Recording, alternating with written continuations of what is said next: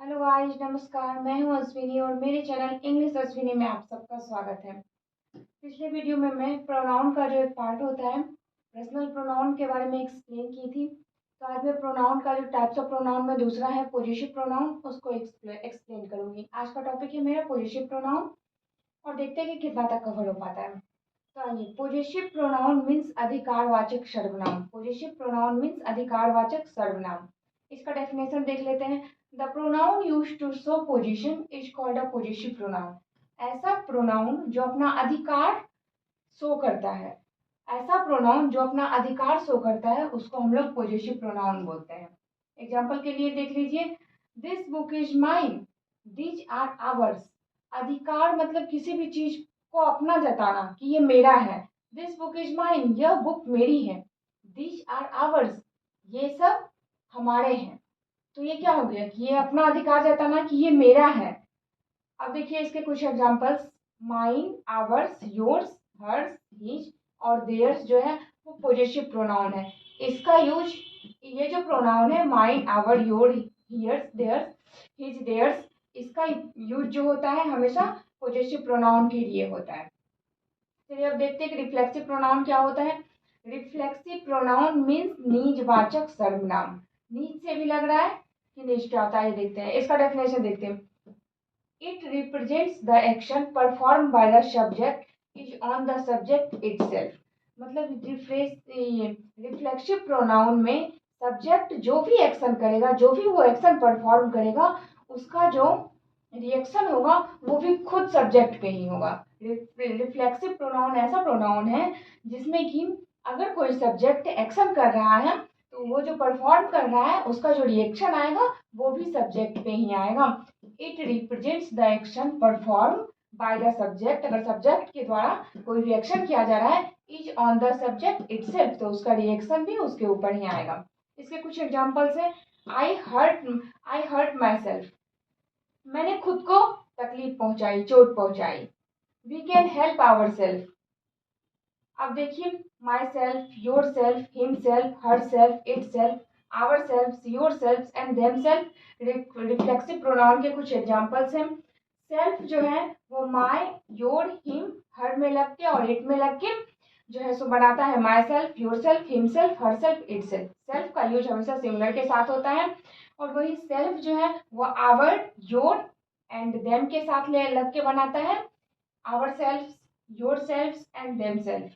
तो इसका सेल्फ्स का यूज हमेशा प्लूरल के लिए प्लूरल प्लूरल प्रोनाउन में लगता है। तो आगे रिफ्लेक्सिव प्रोनाउन और पॉजिटिव पॉजिटिव प्रोनाउन आप लोगों को अच्छे से समझ आ गया हो। आगे अब हम लोग देखते हैं कि कौन सा प्रोनाउन मैं बताती हूँ। एम्फेटिक प्रोनाउन क्या होता है। एम्फेटिक प्रोनाउन मीन्स होता है बलदायक सर्वनाम, या इसको हम दृढ़तावाचक सर्वनाम भी बोल सकते हैं। An emphatic pronoun An emphatic pronoun is that which is used to add emphasis to the subject of the sentence। Emphatic pronoun ऐसा प्रोनाउन है जिसका यूज सब्जेक्ट में, किसी भी सेंटेंस में सब्जेक्ट को ही एम्फेसिस करने के लिए होता है। आइए इसके कुछ एग्जांपल्स देखते हैं। I killed the lion myself, मैंने खुद से लायन को मारा।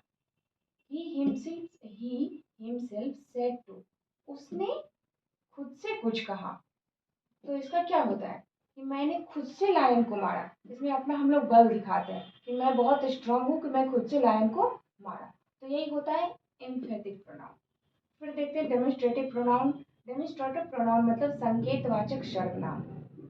The pronoun used two point out the subject or objects to which it refers is called a demonstrative pronoun। इसका कुछ एग्जांपल्स देखते हैं। This is a boy, that is a girl. Demonstrative pronoun वो pronoun है जिसका की use किसी भी ऑब्जेक्ट को पॉइंट करने के लिए हम लोग करते हैं। जैसे कि कोई भी ऑब्जेक्ट कहीं दूर रखा हुआ है तो हम लोग क्या बोलते हैं कि दैट। जैसे कि वहां कोई गर्ल है तो मैं क्या बोलूंगी, दैट इज ए गर्ल, वह एक लड़की है। कुछ रखा हुआ है, जैसे कि जो चीज दिस और डैट में देखिए क्या होता है कि जो चीज नजदीक में रखा होता है उसको हम लोग पॉइंट करने के लिए दिस का यूज करते हैं, और जो वस्तुएं, जो ऑब्जेक्ट दूर में रखा होता है उसको पॉइंट करने के लिए हम लोग डैट का यूज करते हैं।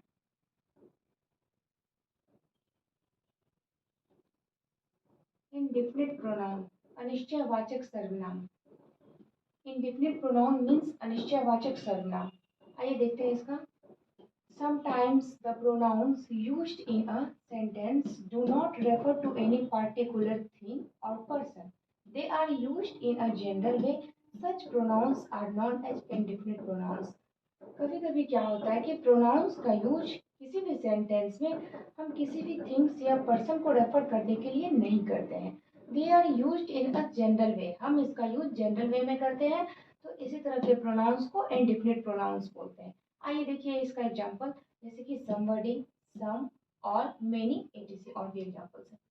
देखिए कि इस सेंटेंस से हम लोग समझते हैं कि इंडेफिनिट प्रोनाउन क्या होता है। ऑल आर फुलिश, सभी मूर्ख हैं। क्या इसमें किसी खास को हम बोले, किसी खास पर्सन को बोले, किसी खास थिंग्स को बोले कि वो मूर्ख है? नहीं, इसमें ऑल आर फुलिश यानी कि सभी मूर्ख हैं, जनरल वे में इसका यूज हुआ है। तो यहाँ जो है सो ऑल जो है वो इंडेफिनिट प्रोनाउन है। Somebody has stolen my book, किसी ने मेरी बुक चुरा ली। पता तो नहीं है मुझे कि किसने चुराया, कोई खास तो नहीं है जिसने कि मेरी बुक चुराई, मुझे नहीं पता। तो यहाँ समबडी जो है उसका यूज जनरल वे में हो रहा है, इसीलिए हम लोग इसको इंडेफिनिट प्रोनाउन बोलते हैं। आइए देखिए दूसरा, डिस्ट्रीब्यूटिव प्रोनाउन, व्यष्टिवाचक सर्वनाम या फिर वितरणवाचक सर्वनाम भी बोलते हैं। डिस्ट्रीब्यूट मतलब होता है वितरण करना, तो डिस्ट्रीब्यूटिव प्रोनाउन मीन्स होता है वितरणवाचक सर्वनाम। आइए इसका देखते हैं।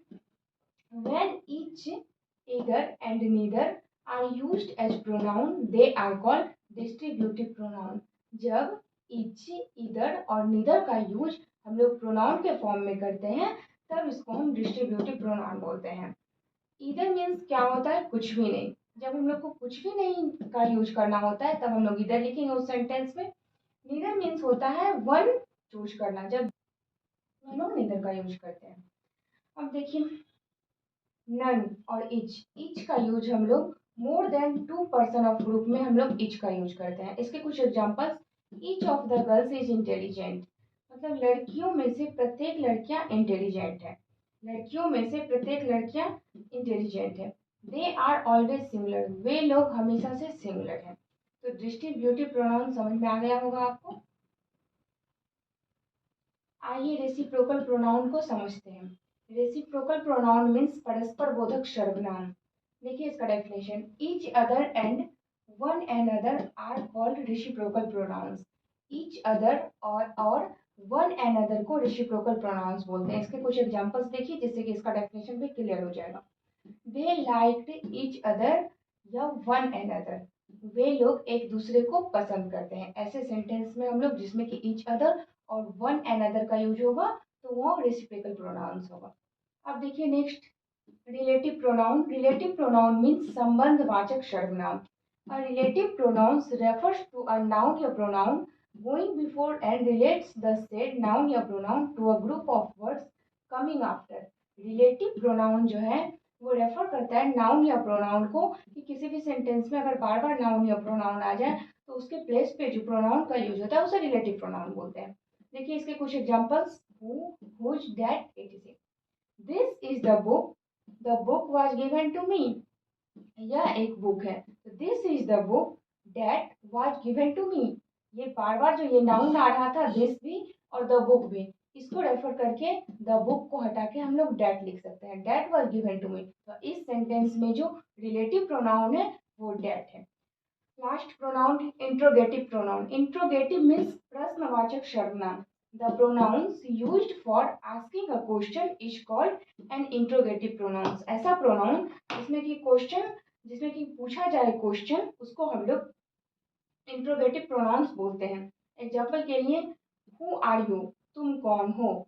तो इसमें क्वेश्चन कर रहे हैं हम किसी से कि तुम कौन हो, तो क्वेश्चन करने के लिए हम लोग हु लगाए, तो यहाँ हु जो है वो इंट्रोगेटिव प्रोनाउन आ जाता है।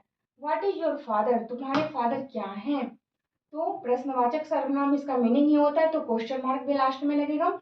और यहाँ पे व्हाट जो है वो इंट्रोगेटिव प्रोनाउन हो जाता है। तो आज का ये प्रोनाउन फिनिश हो गया। सो प्लीज मेरी वीडियो को लाइक शेयर एंड सब्सक्राइब करना ना भूले, साथ ही बेल आइकन को भी प्रेस कर दीजिए। Thank you.